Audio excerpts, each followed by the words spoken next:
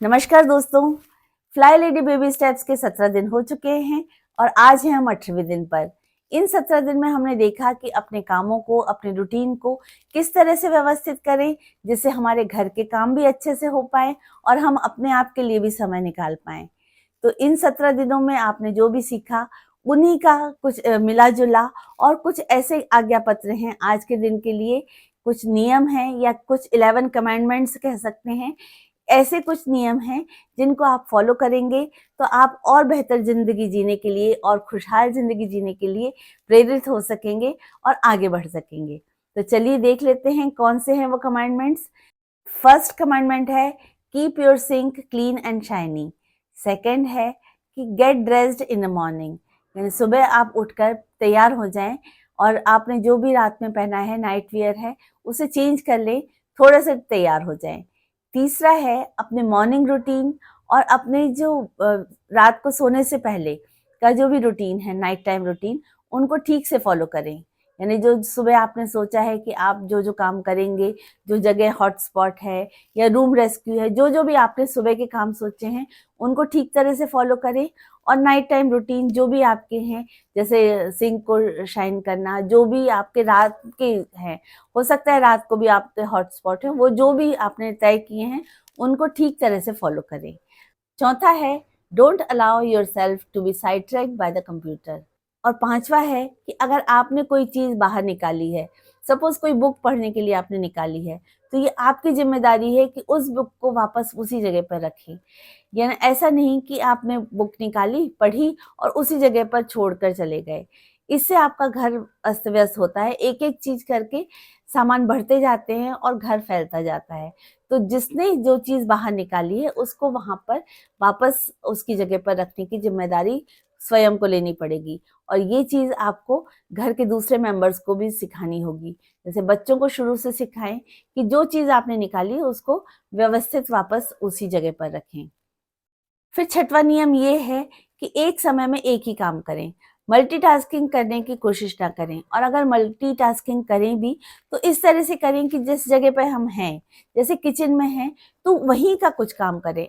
ऐसा काम ना करें कि एक जगह आपकी लॉन्ड्री का काम चल रहा है, एक जगह किचन में खाना भी बन रहा है और आपने इसी बीच कोई सा रूम रेस्क्यू भी करा है और हॉटस्पॉट भी करने की कोशिश कर दी। तो ऐसे कामों में आप उलझेंगे भी ज़्यादा, थकेंगे भी ज़्यादा और कुछ ना कुछ गलती होने की संभावना भी रहेगी। तो कोशिश ये करें कि जहां तक संभव हो एक समय में एक ही काम करें। हाँ, ये बात और है कि कुछ जरूरी काम आ गया, बच्चे को कुछ जरूरत हो गई, तो वो तो आप करेंगे ही, उसमें मना ही नहीं है। पर आप जो अपनी तरफ से तय कर रहे हैं उसमें आप कोशिश यही करें कि इतने समय में ये काम करना है, इसके बाद ये करना है। इससे होगा ये कि आपका काम भी जल्दी समाप्त होगा और आपको जब एक काम कंप्लीट हो जाएगा तो उसकी संपूर्णता की खुशी भी होगी। ऐसा नहीं होगा कि यहाँ ये भी फैला है, यहाँ भी ये भी फैला है, ये भी फैला है और आप थकते भी जा रहे हैं और कोई भी काम ठीक से नहीं हुआ। तो बेटर ये है कि आप एक समय में एक काम कर लें, उसके बाद दूसरा काम करें। तो ये था हमारा छठवां नियम। फिर सातवां नियम ये है कि एक बार में उतना ही सामान बाहर निकालें जितना कि आप 1 घंटे में वो काम कंप्लीट करके वापस रख सकें। जैसे आपने कोई सी वार्डरोब जमाने की सोची, तो ऐसा नहीं कि पूरी बाहर बिखरा ली और फिर 3-4 घंटे उसमें उलझ गए। इससे बेहतर ये है कि आप थोड़ा थोड़ा करके या तो निकालें, ये आपको थोड़ा आइडिया तो हो ही जाएगा कि इतना काम मेरा 1 घंटे में कवर हो जाएगा। तो उतना सामान बाहर निकालें, उतना कंप्लीट कर लें, रख दें। अगर जल्दी हो गया, टाइम बचा है, तो फिर थोड़ा और निकाल लें। तो इस तरह से आपका टाइम एक्सटेंड नहीं होगा और उसी काम में आप उलझे नहीं रहेंगे। तो बेहतर यही है कि सातवां नियम आप पालन करें कि उतना ही काम फैलाएं जितना कि आप 1 घंटे में कवर कर पाएं। फिर इसके बाद है आठवां नियम, जो कि है do something for yourself every day, may be every morning and night. यानी हर दिन आपको अपने लिए कुछ जरूर करना है। ये हो सकता है मेडिटेशन, वॉकिंग, कुछ भी आपके स्वास्थ्य से संबंधित, आपकी खुशी से संबंधित कुछ भी आपको करना चाहिए। पर एक काम आपको जरूर करना चाहिए और हो सकता है कि आप एक काम सुबह और एक काम शाम करें। तो इसका मतलब यही है कि आप अपने आप को भी इम्पोर्टेंस देना सीखें। अधिकतर हम लोग क्या करते हैं कि सारा कुछ अपने आगे रख लेते हैं और हम अपने आप को सबसे पीछे रख लेते हैं और हम उसमें सोचते हैं कि ये हमने बहुत अच्छा काम किया, पर एक्चुअली में वो बहुत गड़बड़ काम हो जाता है, क्योंकि हम अपने आप पर ध्यान नहीं देंगे तो धीरे-धीरे या तो फ्रस्ट्रेटेड होते जाएँगे या फिर बीमार होते जाएँगे। तो ये दोनों ही ठीक नहीं है, तो इसलिए बेहतर ये है कि आप अपने आप को आगे रखें और आगे रखने का मतलब ये है कि आप अपने आप के लिए, अपने इम्प्रूवमेंट के लिए, अपनी हेल्थ के लिए कुछ बेहतर काम पहले करें और फिर साथ में आपके बाकी काम तो हैं ही हैं। अब आते हैं 9वें नियम पर। इसमें कहा ये है कि आप कोई भी काम थोड़ी फ़ास्ट करने की कोशिश करें। आप सोचेंगे कि फ़ास्ट ही तो करते हैं, ऐसे थोड़ी कि धीरे-धीरे करते हैं, पर आप ट्राई करके देखना। एक तो जब टाइमर लगाया था तब आपने देखा ही था कि जब हम टाइमर लगा लेते हैं और टाइम लिमिट हमारे पास होती है तो कोई भी काम की स्पीड बढ़ जाती है। ये वाला ट्रायल आप तब भी कर सकते हैं जब अचानक आपको शॉपिंग के लिए जाना है ये पता लगे और काम बहुत सारे हैं, तब आपकी स्पीड देखिएगा एकदम से कैसे बढ़ जाती है। तो ये काम हम लोगों से अनजाने में हो जाता है कि जो काम हम थोड़े तेजी से भी कर सकते हैं, पर हमारे पास टाइम है और ऐसा कोई बहुत ज़रूरी मोटिव नहीं है कि हमें ये करना है उस समय पर, तो हम फिर थोड़ा लेज़ीनेस हो जाती है, मतलब अनजाने में ही थोड़ी स्पीड कम हो जाती है। पर अगर हमें टारगेट मिल गया कि इतनी देर में ये काम निपटाना है, तो वो काम हम फटाफट कर लेते हैं। एग्ज़ाम्स में ही देखिए 3 घंटे में हम कितना कुछ लिख लेते हैं, अगर ऐसे लिखने बैठे तो हो सकता है दिन भर निकाल दें उतना लिखने में।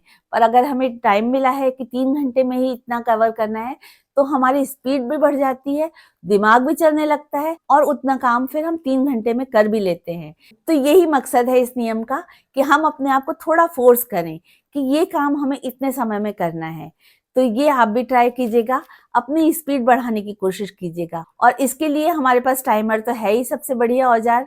टाइमर किसी भी चीज़ के लिए लगा दीजिए और देखिए कि उतने टाइम में आपका काम हो ही जाएगा। अब हम आ जाते हैं 10वें नियम पर। Smile even when you don't feel like it, it is contagious, make your mind up to be happy and you will be. अगर आप कभी थोड़े से स्ट्रेस्ड हों, थोड़े परेशान हों, थोड़े दर्द में हों, तो भी थोड़ा मुस्कुराने की कोशिश कीजिए, क्योंकि ये संक्रामक रोग है।